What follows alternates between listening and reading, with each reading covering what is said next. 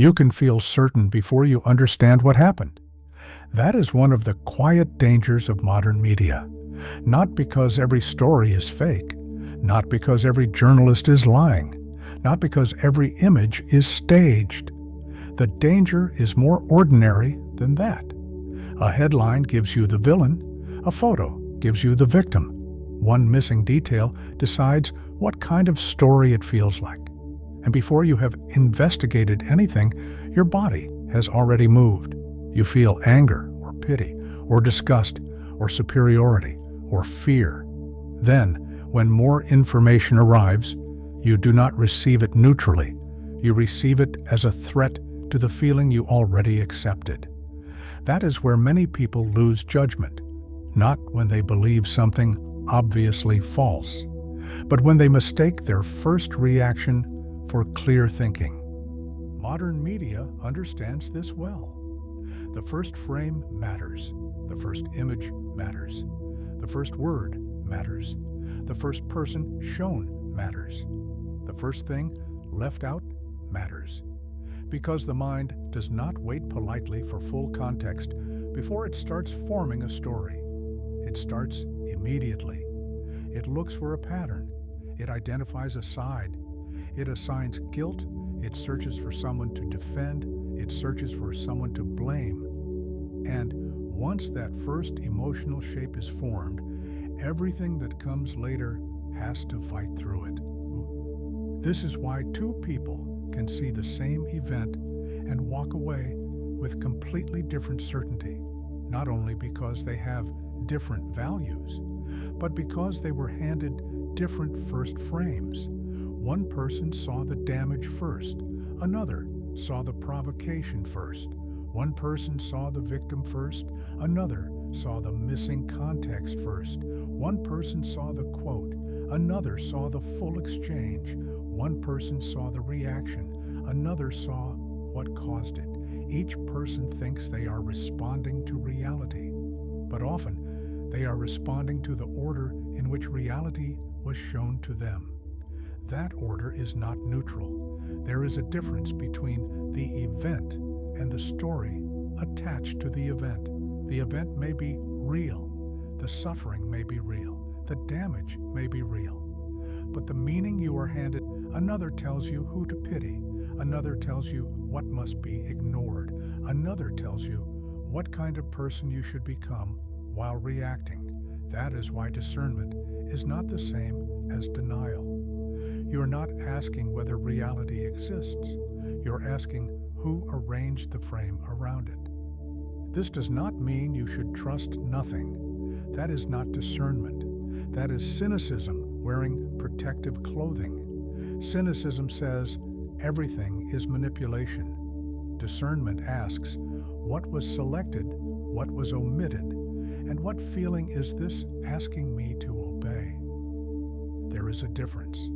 A cynical person refuses trust because it feels safer. A discerning person slows down because truth deserves more than a reflex.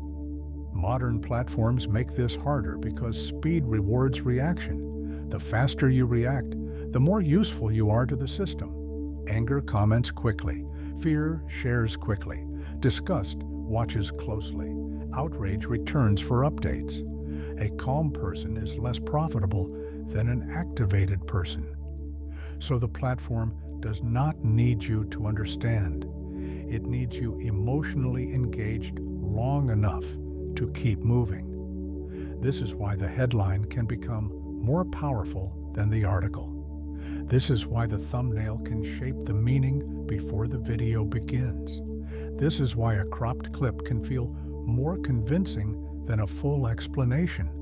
The correction arrives later, but by then the emotion has already done its work. And most people do not rebuild their judgment from the beginning. They attach the correction to the feeling they already had. That is how people become easier to steer.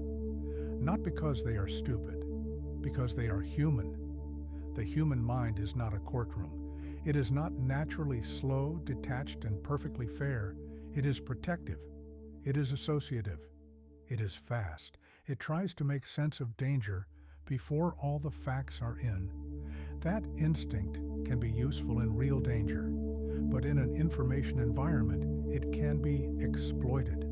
A selected image can borrow your compassion. A loaded phrase can borrow your anger. A missing detail can borrow your certainty. A repeated frame can borrow your memory. After a while, you may still believe you are thinking independently, but your reactions begin arriving pre-shaped. This is why serious discernment begins earlier than most people think. It does not begin only when you ask, "Is this true?" That question matters. But before that, there is another question. What is this trying to make me feel first? That question interrupts the machinery. It creates a small space between stimulus and obedience. You see the headline, but you do not immediately surrender to the feeling. You see the image, but you ask what is outside the frame. You hear the claim, but you ask what order the facts arrived in. You notice your anger, but you do not immediately call it wisdom. That pause is not weakness. It is one of the few acts of freedom left in a world built to capture reaction. Older traditions understood this in different ways. The Stoics were careful about impressions.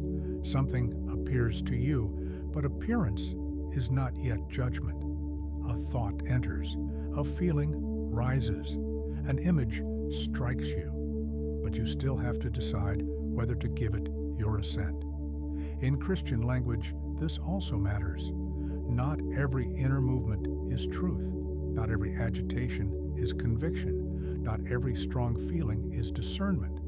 Not every urgency comes from wisdom.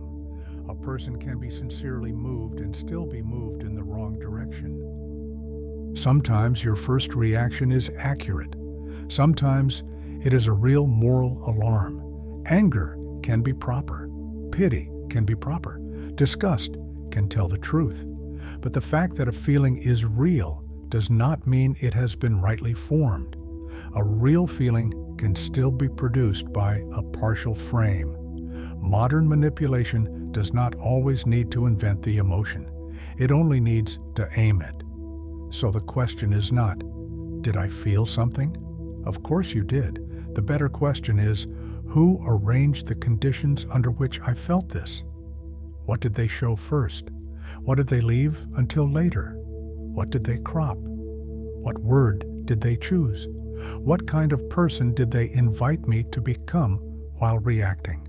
Because every reaction trains the soul a little. If you react with contempt often enough, contempt becomes easier. If you react with outrage often enough, calm begins to feel like moral failure. Then modern media has done more than inform you. It has shaped the kind of person you're becoming. This is about the formation of judgment. A person who cannot pause before reacting can be carried by almost any frame strong enough to move them. This is not a call to distrust everything. It is a call to stop handing your first reaction the authority of truth. You can care deeply and still slow down. You can be morally serious without being emotionally obedient. The next time a story makes you instantly certain, begin by watching yourself. What did you feel first? What were you shown first? What would change if the missing detail came first? Would you feel the same thing if the order were reversed? That pause may feel small, but it is where discernment begins, because the modern world does not only fight for your attention, it fights for the first shape of your reaction. And if it can reach that first, it does not need to own your whole mind. It only needs to make you defend the feeling it gave you. Your first reaction may be real, but it should not be crowned too quickly. Sometimes the first thing you feel is not your judgment. It is the frame arriving before you.